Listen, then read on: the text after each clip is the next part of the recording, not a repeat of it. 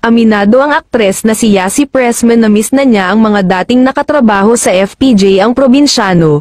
Ang marami sa kanila ay nasa Batang Quiapo na pinagbibidahan ng dati niyang leading man na si Coco Martin. Oo naman po, open akong maging parte ng Batang Quiapo syempre, that's my family at sobrang tagal na po naming nagsama, yung parang araw-araw na magkasama kayong lahat ay nakakamiss din syempre, sabi niya sa isang panayam. Matatanda ang si Yasi o Aliana ang naging asawa ni Coco sa probinsyano ng ilang taon, sa kabila nito, biglang nawala ang kanyang karakter sa kalagitnaan ng palabas, dahilan para hindi niya inabutan ang pagtatapos ng longest-running drama series sa telebisyong Pilipino. Sa ngayon ay wala pang napapabalitang bagong love team si Coco sa nasabing serye.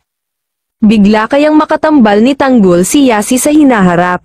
Samantala, nagpapasalamat siya sa mga taga-ABS-CBN dahil nung nagpaalam daw siya kay Miss Cory, kaagad daw siyang pinayagan.